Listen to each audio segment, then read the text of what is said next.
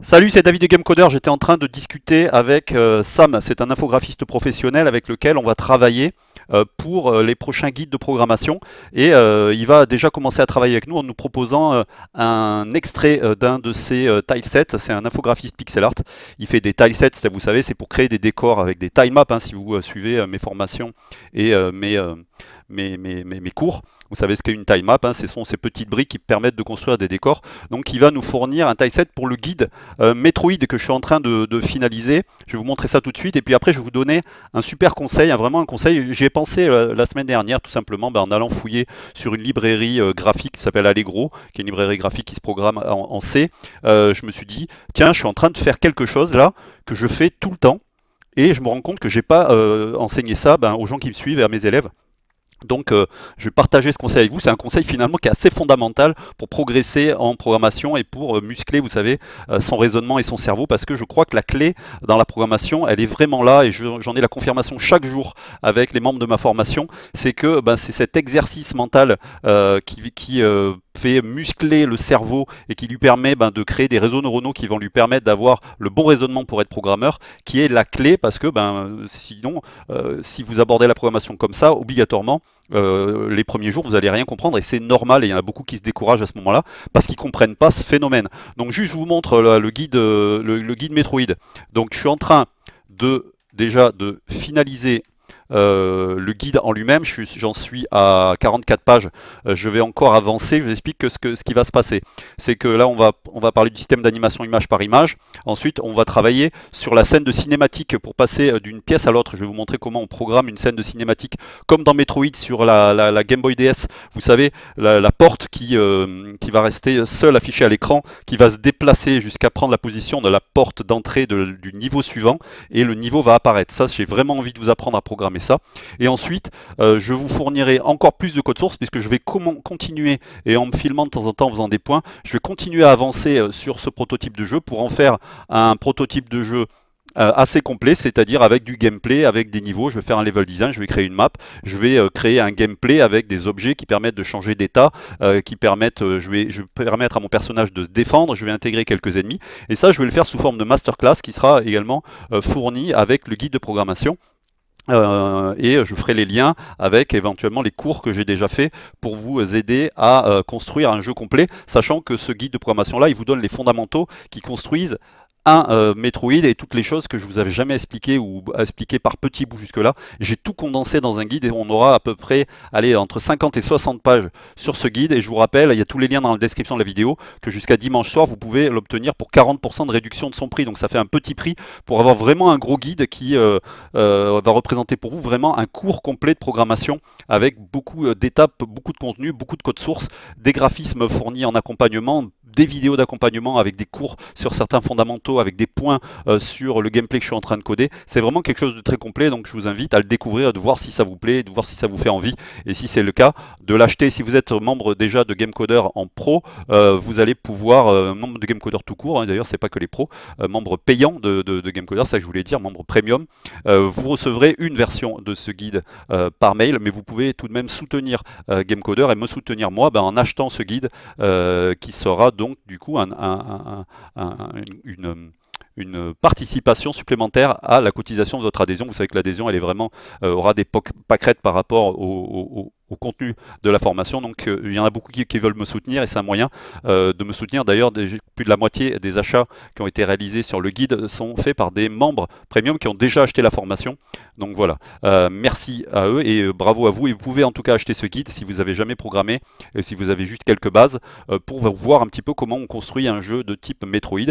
Et vous pourrez aller plus loin si vous voulez acheter ma formation ensuite. Ça vous permet d'acheter le guide séparément de ma formation. Vous n'êtes pas obligé d'être membre de ma formation pour acheter ce guide.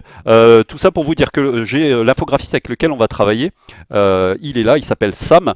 Et il a notamment créé un tileset qui s'appelle Rogue Noir qui va vous être fourni en extrait, un extrait de ce typeset là, mais exploitable, qui va vous être fourni gratuitement avec le guide Metroid, j'en parlais dans le mail hier. Donc le thème complet est vraiment génial, avec un personnage avec plein d'animations. Donc bien sûr là sur la fiche de présentation il ne montre pas tout, puisque sinon il suffirait de faire clic droit enregistrer pour avoir tout. Et il va nous fournir un typeset qui permet de construire à peu près ce type de décor là, moins les trucs organiques ici, mais en tout cas le vaisseau, de ce type de fond en rocher, quelques éléments de décor, et un personnage animé complet et un ennemi animé complet.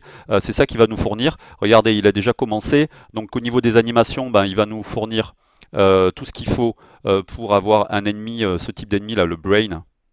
Bon, on le voit, il est zoomé là, donc du coup c'est un peu moche avec la Dropbox, mais vous avez l'idée, avec toutes le brain qui attaque, le brain qui attend, le personnage qui court. Vous aurez le personnage qui court, vous aurez le personnage qui tire, le personnage qui saute.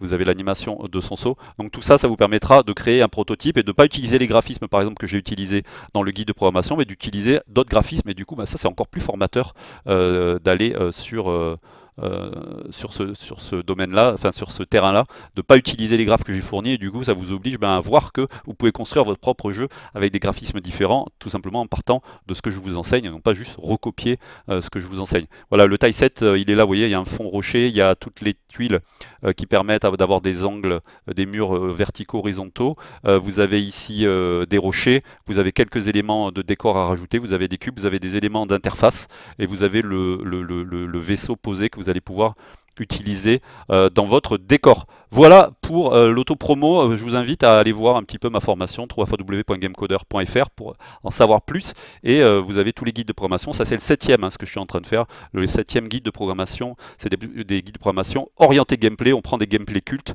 je prends des gameplays cultes, je les désosse pour vous et je vous explique comment on construit un gameplay de ce type en vous montrant des fondamentaux de la programmation, c'est-à-dire que ce que je vous enseigne, vous pourrez le porter, l'adapter à n'importe quel langage de programmation ou moteur par la suite, ou alors utiliser les moteurs que je vous conseille, qui sont des moteurs utilisables par des grands débutants et qui permettent de faire des jeux commerciaux et même de sortir des jeux sur Steam sans aucun problème. Le conseil du jour que je voulais vous donner, c'est de bouffer du code. C'est le titre de cette vidéo.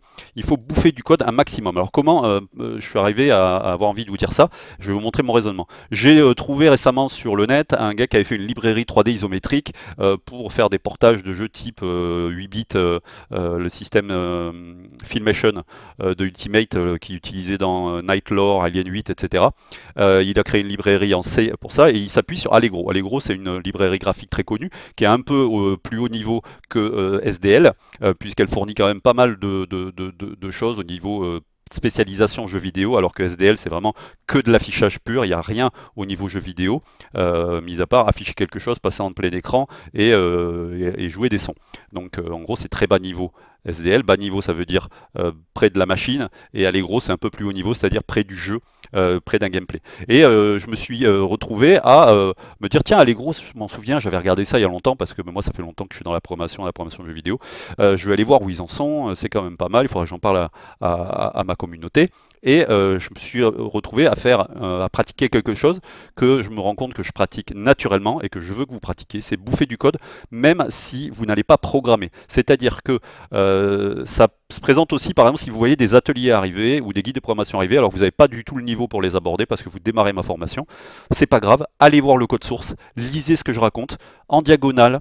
Regardez du code source, c'est normal si vous ne comprenez pas tout, mais dites-vous un truc, c'est que votre cerveau il fait un travail, c'est qu'il s'habitue à lire du code, il s'habitue à lire de la doc d'API, il s'habitue à lire des algorithmes, il s'habitue à forcer pour essayer de comprendre quelque chose que c'est pas vous qui avez programmé, mais c'est quelqu'un d'autre. Et quand vous dormez la nuit, c'est pas des conneries, c'est pas un truc mystique que je vous raconte, c'est scientifique. Quand vous dormez la nuit, votre cerveau va développer des réseaux neuronaux pour essayer. Il a été vexé, il a été challengé parce qu'il a vu des choses qu'il n'avait pas compris et il se dit bon ben c'est dans ce domaine-là, c'est ce type de logique-là. Donc je vais, puisque mon hôte, le corps qui m'héberge, a besoin, l'esprit qui m'héberge a besoin d'aller a priori sur ce domaine-là, je vais construire de l'intelligence pour pouvoir comprendre ça. Et vous réveillerez plus intelligent le lendemain. Et je vous dis, c'est pas des conneries ce que je raconte. Hein, je suis pas un neuro, comment on dit, c'est pas neurologue, mais un spécialiste du cerveau. Mais en tout cas, ce que je vous dis, c'est scientifique. Vous pouvez le lire sur le net. C'est le principe de construction des réseaux neuronaux. C'est comme ça que fonctionnent les intelligences artificielles en auto-apprentissage. D'ailleurs, elles se basent sur le fonctionnement du cerveau. C'est-à-dire que quand on n'arrive pas à faire quelque chose, on expérimente. Son cerveau va construire des choses qui manquent. C'est comme la muscu. C'est pas pendant que vous soulevez les poids que vous devenez plus musclé. Je sais pas si vous le savez ça, mais c'est après. C'est pendant les phases de repos. Parce que, encore une fois, le corps, il dit, tiens, a priori, il a besoin de soulever du poids. J'y arrive pas. J'ai trouvé que c'était lourd. J'ai forcé. Donc, je vais développer de la masse musculaire pour la prochaine fois qu'il aura besoin de soulever du poids. Et donc, c'est absolument pas pendant qu'on fait de la muscu qu'on se muscle, c'est pendant qu'on fait la muscu, on envoie un message à son corps pour lui dire de construire de la masse musculaire, et c'est évident que c'est pas pendant que vous soulevez du poids que vos hormones de croissance vont travailler, que votre masse musculaire va augmenter, c'est pendant les phases de repos, puisque quand le corps est inoccupé, c'est là qu'il va se construire. Voilà pour la part scientifique. Donc du coup, qu'est-ce que j'ai fait? Je suis allé sur Allegro et j'ai commencé à lire un petit peu, et donc vous allez faire la même chose. Alors par exemple, je vous montre un peu ce que je fais. Donc je lis un petit peu, je vais surtout, à un moment donné, je vais dans tutoriel. Du coup j'arrive sur tutoriel, mais c'est là où je suis d'ailleurs. Je vais aller faire Getting Start with Allegro, donc je regarde un petit peu, et là je commence un petit peu à regarder déjà comment ça s'installe, les liens qui truquent. Alors là vous allez être complètement paumé là si vous êtes un grand débutant déjà. C'est pareil pour l'anglais, vous allez lire des mots anglais que vous comprenez pas, mais c'est pareil, c'est ça qui va vous permettre de devenir plus à l'aise avec la langue. Donc voilà, je lis ça, après hop, je vais dans un lien où il y a écrit tutoriel, je vois Allegro 5 API tutoriel, donc je vais là. Et donc là, je vois par exemple Basic Tutorial to Understand Bitmaps. Donc hop, je clique et je regarde, c'est ça qui m'intéresse, c'est comment on affiche une image. Et là, je vais lire le code. Je vois qu'il y a des constantes. Je vois qu'il y a une queue d'événements. J'ai déjà vu ça dans d'autres types de frameworks comme Relib, etc. où quand on programmait sous Windows à la base, on était avec une simple boucle en C, hein, une boucle infinie, qui aspirait une pompe. Il y avait une pompe à événements. Donc du coup, pareil, voilà, mon cerveau il fait le lien avec des connaissances antérieures que j'ai moi depuis très longtemps que je fais de la programmation. Moi, j'ai commencé à programmer sous Windows. Il n'y avait absolument pas de programmation objet. On programmait en monolithique pur, en procédural. Donc du coup, moi j'ai l'habitude de ce genre de trucs, mais c'est parce que je me suis confronté à ces difficultés-là que je les connais et que j'ai l'habitude de lire. Donc je vois comment il fait un create display, je vois qu'il fait AL. Je me dis tiens, tout ce qui est Allegro a priori commence par AL underscore. Je vois un petit peu les constantes qu'il a utilisées. Je vois que tiens, je me dis clear to color, qu'est-ce que c'est? C'est sûrement pour mettre à zéro l'écran. Je vous passe les détails. Il y en a un autre là, c'est comment il crée un display. Donc du coup, là c'est encore mieux parce que vraiment c'est la base en quelques lignes de code. J'ai vu aussi dans un autre truc, j'ai vu aussi la game loop. Je sais pas si c'est ici. Je sais plus, mais en fouillant. Le but c'est de fouiller en fait à un moment donné en fouillant. Donc par exemple, comment on récupère le clavier. Voilà, à un moment donné, hop, tiens, je vois qu'il y a une game loop. Je vois qu'il y a un while et qu'à la fin, voilà, il fait, là, il sort du while puisque c'est ici, et là, il détruit toutes les ressources qu'il a utilisées. On voit comment il lit les événements, on voit que devant, il peut lire les timers, il peut voir les touches qui ont été enfoncées. Et là, je fais le rapprochement avec ce que je connais déjà, avec le ESK down de l'UA, par exemple, de l'UA de Love2D. Donc je me dis, tiens, je sais programmer les événements clavier avec Love2D, j'ai juste à comprendre comment c'est la même chose. C'est s'il y a une touche enfoncée, je regarde le keycode, et selon le keycode, si c'est up, down, left, machin, du coup, je vous prouve ici que les concepts que vous avez appris avec l'UA avec moi, vous pouvez très bien les porter. Il suffit d'avoir des bases assez simples de C, puisque là, on n'est pas en programmation objet, on est vraiment en procédural. Donc on peut faire exactement la même chose que ce que vous avez appris à l'UA. En C, simplement en apprenant, vous allez sur n'importe quel site, vous apprenez les bases du C, comment on déclare les variables, comment on fait des boucles, comment on fait des conditions, comment on fait des blocs de code. Vous prenez les 5 fondamentaux GameCoder, vous voulez travailler, je vous ai montré comment vous avez fait avec Axe, il y a un guide complet, un atelier complet sur comment apprendre un langage de jeu vidéo, et je vous montre, là je vous montre avec Axe dans ma formation, mais vous pouvez l'appliquer, comme je vous le dis d'ailleurs dans l'atelier, à n'importe quel langage. Donc c'est vraiment, encore une fois, je vous apprends des fondamentaux, je vous apprends des trucs qui vont vous servir. Je suis pas là pour vous enseigner des trucs où dans 3 mois, vous pourrez plus les utiliser parce qu'il y aura une mise à jour du moteur et que ce que vous avez appris, comme c'est du clic par clic, le bouton il est plus là, comment on fait? Non, je vous apprends à raisonner, je vous apprends à comprendre et pourrez aborder n'importe quel langage de programmation, n'importe quel moteur, tout simplement parce que vous aurez les connaissances suffisantes et les raisonnements suffisants pour les aborder. Comment fait un développeur quand il arrive sur Unreal Engine? Il fait un demi-tuto, il lit 3 docs et à un moment donné il a compris comment ça marchait Unreal Engine et puis vu qu'il sait déjà programmer, vu qu'il sait comment construire les algorithmes, comment il va les construire? Il dit tiens je vais les faire en C++ ou pas, tiens je vais utiliser le blueprint ou pas, je vais utiliser 100% blueprint ou blueprint et C++ mixé. Si je fais que du blueprint, ben, finalement blueprint c'est quand même des concepts de programmation, mais il y a quand même des variables, il y a quand même des objets à déclarer, il y a quand même des algorithmes à construire, il y a quand même des événements à traiter, il y a quand même des boucles à faire, il y a quand même de la logique à faire. Tout ça c'est de la programmation, c'est juste qu'elle est graphique. Si vous ne savez pas programmer, ben, tout ça, ça va vous paraître être du charabia et à ce moment-là, ben, vous allez échouer et vous ne deviendrez pas un programmeur de jeux vidéo. Je vous répète ça depuis plusieurs années maintenant. Donc voilà, donc on se balade et puis à un moment donné, vous n'aurez pas tout compris, vous aurez vu que quelques petites choses que vous aurez compris, mais vous aurez lu du code.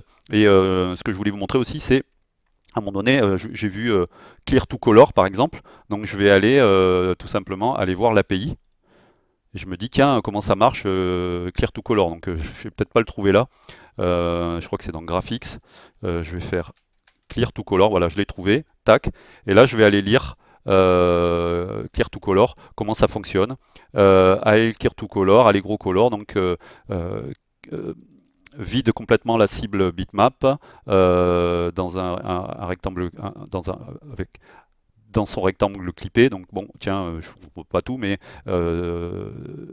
si je regarde comment on crée le state bitmap d'Allegro, je vais me dire, tiens, maintenant j'ai compris comment ça fonctionne. Et souvent, on ne comprend pas un truc et on remonte dans la source pour essayer de comprendre. À chaque fois que je ne comprends pas un truc, je reviens à l'ancienne. D'ailleurs, tiens, il y a un truc source code, c'est quoi?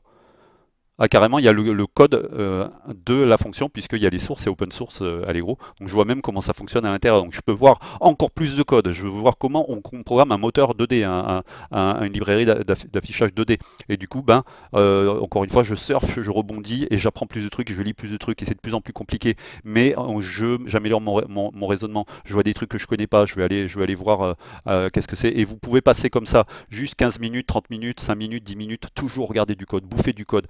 C'est votre langage de maintenant, votre nouveau langage, le code, la programmation. Donc il faut le voir tous les jours, il faut en lire, et pas obligatoirement ce que vous apprenez, pas obligatoirement votre code à vous. Allez voir le code des autres. À chaque fois qu'il y a un code source qui est fourni par quelqu'un, vous allez le lire. À chaque fois que vous regardez un moteur, une librairie, un framework, allez voir comment elle fonctionne, regardez les tutos.